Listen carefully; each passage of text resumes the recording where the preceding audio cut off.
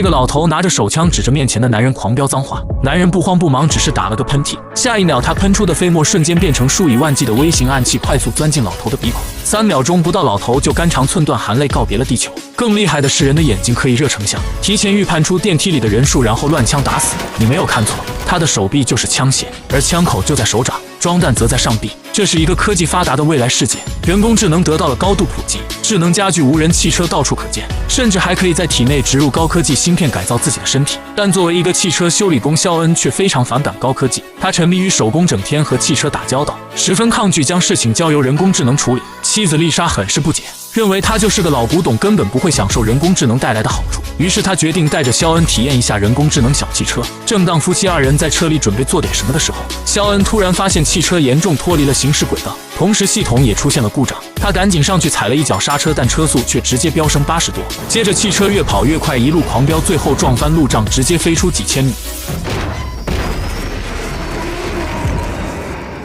幸运的是，他们只是受了重伤，还没死。这时来了一群奇怪的人，把他们拖出来。很明显，这些人并不是来救他们的。为首的小胡子直接一枪打死了丽莎，接着又在他的后颈不偏不倚开了一枪，彻底失去了行动能力。无奈的他只能眼睁睁看着妻子死在自己的面前。好在医院及时抢救，3个月后他活了下来，但也变成了一个废人，后半生只能在轮椅上度过。他来到警局询问案件的调查情况，但女探长表示，尽管事故当天的画面被可以识别身份的无人机拍到，但都被经验老道的杀手成功躲避，而他们还需要进一步调查。与此同时，一个小黄毛找到了肖恩，他表示自己有一个芯片可以让肖恩重获自由，需要大脑和4肢连接，但条件就是手术必须在一个秘密的地方进行。肖恩为了找到杀害妻子的凶手，毫不犹豫直接答应。随后他便在医生的麻醉下开始进行手术，医生在他的后背划了一道口子，接着将智能芯片放入体内，然后再用订书器将其缝合。原本残疾的肖恩居然能站了起来，甚至还能跑步。回到家的肖恩突然发现有什么地方不对。 May I point something out? Okay, who's saying that? I am STEM, the system operating your body for you. 芯片告诉肖恩可以帮他找到杀害妻子的凶手，还打开了出车祸的现场录像。果然，芯片在画面里发现其中一人胳膊上面有个纹身图案。接着，芯片控制肖恩的手画出了那个图案，不仅查出了此人的名字，就连他的家庭住址都查了出来。随后，肖恩偷偷潜入纹身男的家中，在茶几上发现了他们经常出现在一个酒吧。正当他在查阅其他信息的时候，突然发现房子的主人纹身男赶了回来。这个男人为了寻找杀害妻子的凶手，根据线索来到纹身男的家中，正在查阅他们的资料时，纹身男却突然赶了回来。肖恩见状，赶紧躲在窗帘后面，但不巧的是被这个家伙从镜子中发现。他反应迅速，一把抓住肖恩，直接一个过肩摔撂翻倒地，接着死死掐住肖恩的脖子。就在这关键时刻，肖恩说了4个字，然后一脚踹飞纹身男身体，直接反重力弹起。纹身男还想攻击，但都被肖恩轻松躲过，并一掌击飞几十米。很明显，肖恩的身体现在完全被芯片控制。纹身男拿起匕首对着肖恩就是一顿乱砍，肖恩抢过匕首，对着胳膊就是2刀。这个家伙很是不服，还想反击。肖恩直接抓住他的手腕，然后将其按倒在地。只听咔嚓一声，纹身男就此含泪告别了地球。拿回身体掌控权的肖恩直接走向厨房呕吐不止，因为这是他第1次杀人。随后他按照芯片的提示清理掉现场所有痕迹。而此时知道肖恩杀人的黄毛非常生气，他警告肖恩不要乱搞事情，免得2人被抓。不过警方这边不是什么都查不到，虽然他们发现了肖恩的踪迹，但在芯片的提示下，让上门问责的女警对肖恩根本无从下手。到了晚上，肖恩为了彻底找出真凶，再次出动，根据线索来到了一间酒吧，明目张胆在众人的面前让杀害妻子的凶手站出来。看着此人如此嚣张，一个老黑很快走了出来，然后推着他的轮椅把他推进厕所，准备灭他的威风。很明显，这帮家伙还不知道事情的严重性。面对一群手无寸铁的小咖，拉肖恩犹如砍瓜切菜，根本没把他们放在眼里。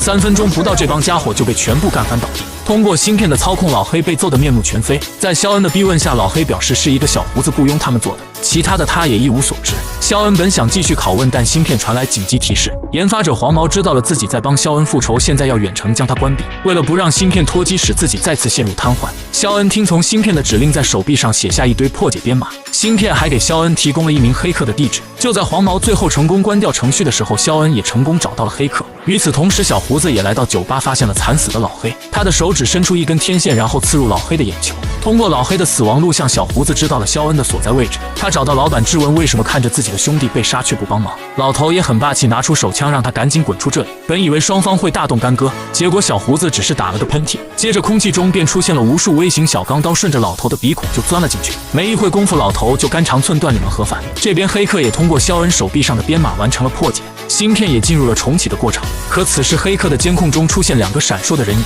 原来是小胡子带着手下追了过来。他顾不上还在等待重启的肖恩，转身就离开了这里。这2个未来世界的改装人正在追杀一名男人，他们的手臂就是枪械，而装弹就在上臂。2人话不多说，一脚撞开房门冲了进来，却发现地上的肖恩此时已毫无还手之力。就在他要动手之时，肖恩腾空跃起，对着逼脸就是一拳，接着就是3个凌空桥本跳，在以博尔特的速度快速逃了出去。肖恩通过芯片的指引一路来到天台，但很快身后的长矛也紧随其后追了上来。下一秒，芯片就控制了肖恩的身体，而重启后的芯片已经不需要他的授权就能随意控制，轻轻松松就将长矛解决。此时2名警察也闻讯赶到了这里，只见小胡子眼神一变，眼前马上出现了热成像，接着伸出植入在手臂里的武器就是一顿无情输出。2名警察还没落地就领了盒饭，等他赶到天台时，却发现长矛已经没了毛，而肖恩却早已消失不见。但事情并没有结束，小胡子刚回到家，肖恩就出现在他的身后，双方话不多说，直接开打。2人的体内都被植入人工智能武力值不分上下，堪比神仙打架。双方大战300回合之后，肖恩在主角光环的加持下，最终将小胡子送去领了盒饭。